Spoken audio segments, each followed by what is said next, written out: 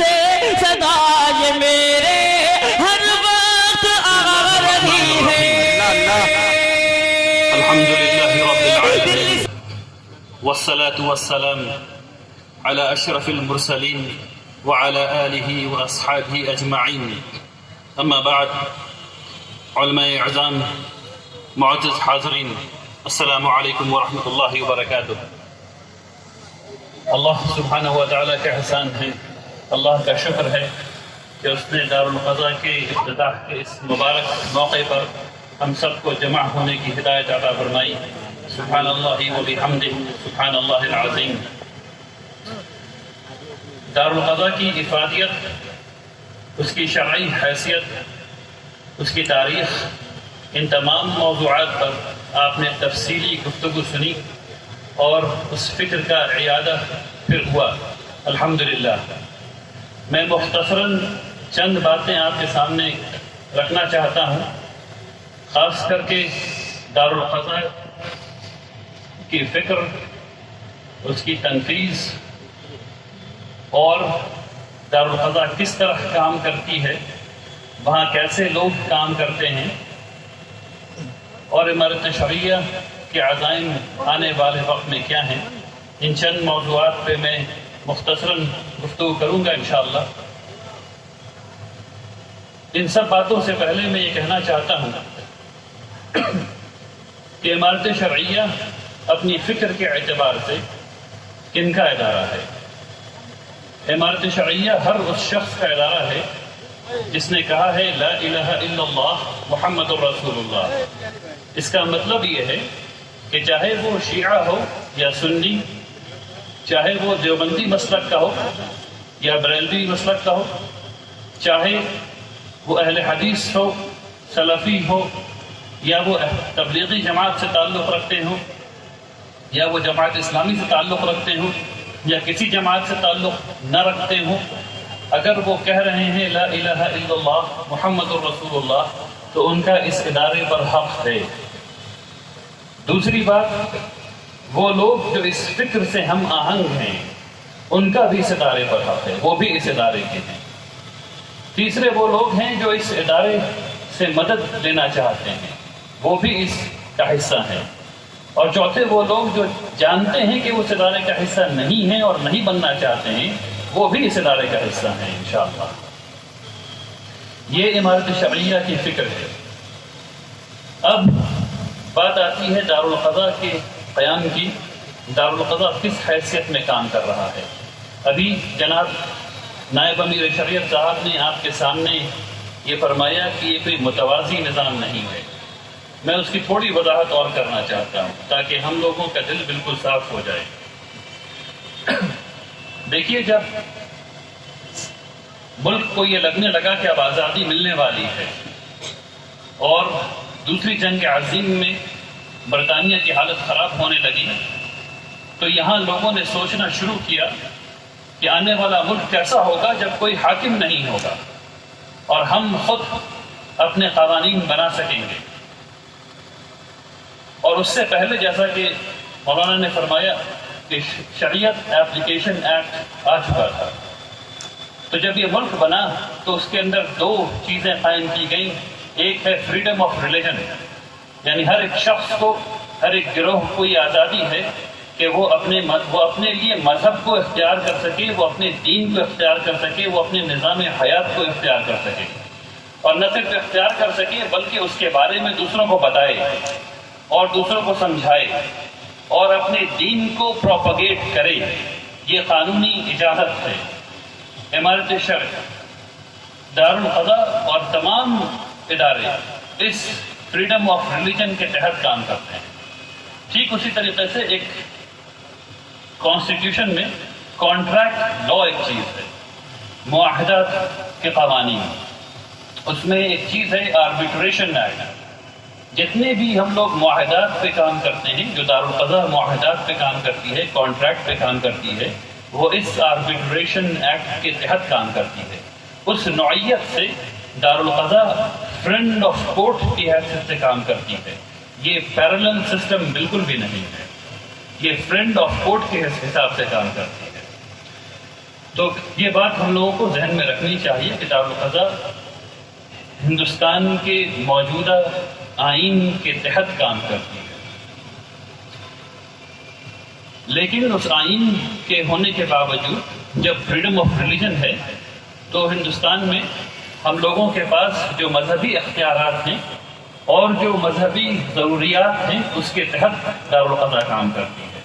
مسلمانوں کے لیے یہ ضروری ہے کہ کم از کم وہ اپنے فیصلے ایسے لوگوں سے کروائیں، یعنی کہ جھگڑا ہو گیا دو لوگوں میں، ماموں بھانجے میں جھگڑا ہو گیا اور اس جھگڑے کو سالو کرنا ہے، وہ کہاں جائیں گے؟ وہ دارالقضا آئیں گے۔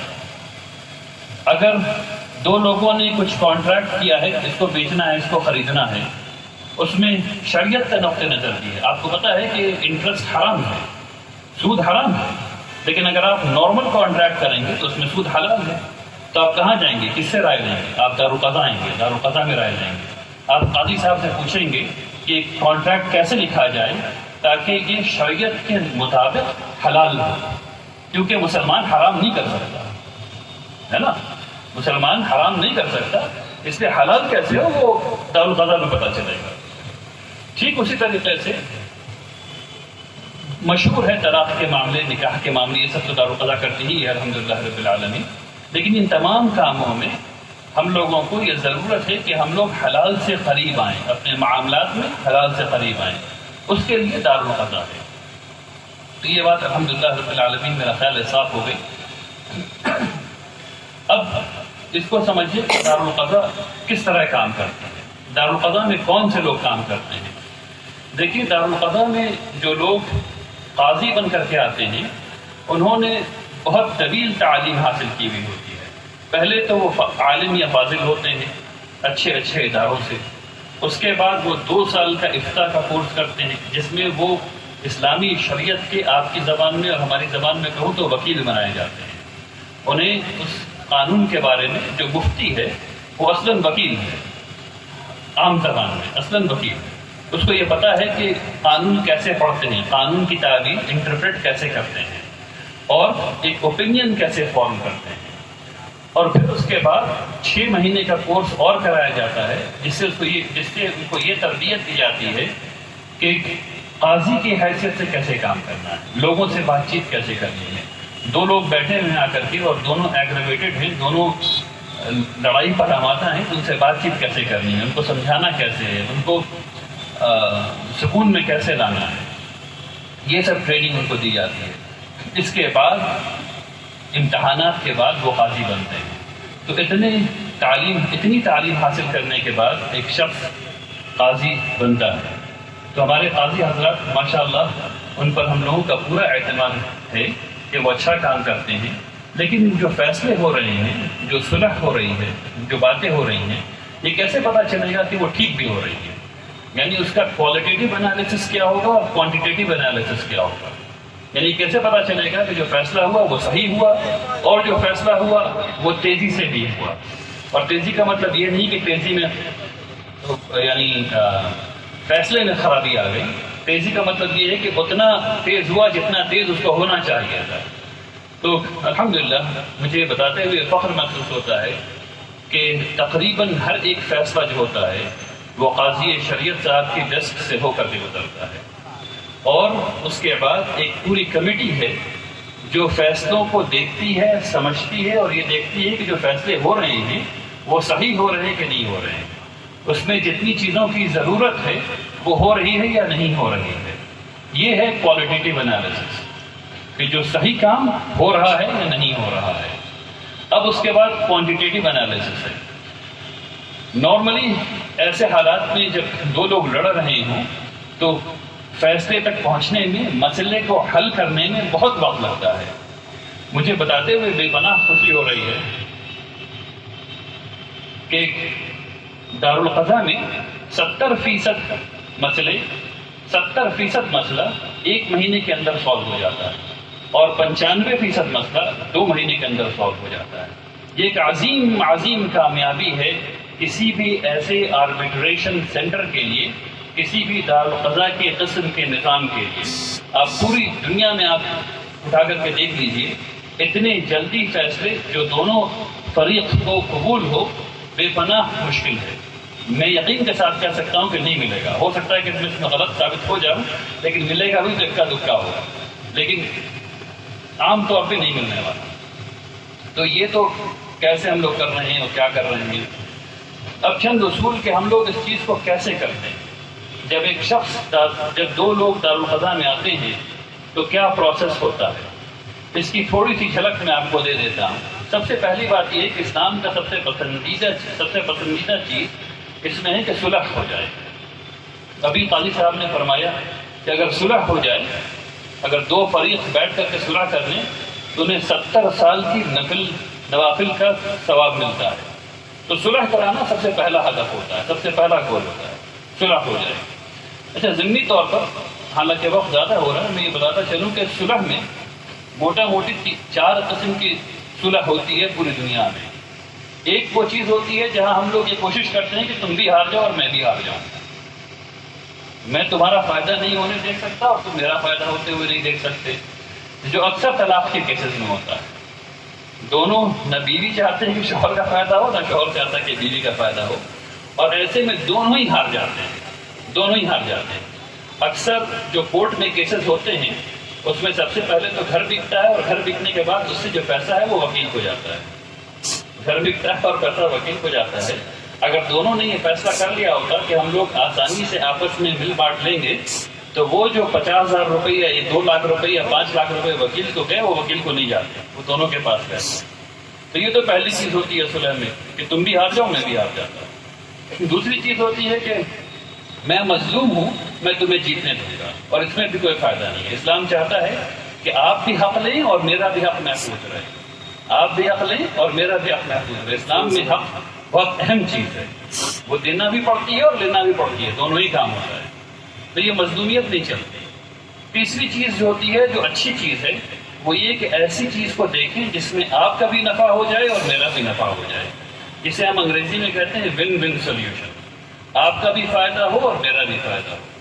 تو ان سب مراحل سے ہو کر کے صلح کرانے کی کوشش کی جاتی ہے، اور اس کے بعد بھی بات سمجھ میں نہیں آتی ہے تو پھر اس کو یہ بتایا جاتا ہے کہ اللہ تبارک تعالیٰ کے یہاں عدل کیا چیز ہے، کیسے فیصلے ہوتے ہیں، کن پرنسپلز پر فیصلے ہوں گے، کیسے کام ہوگا.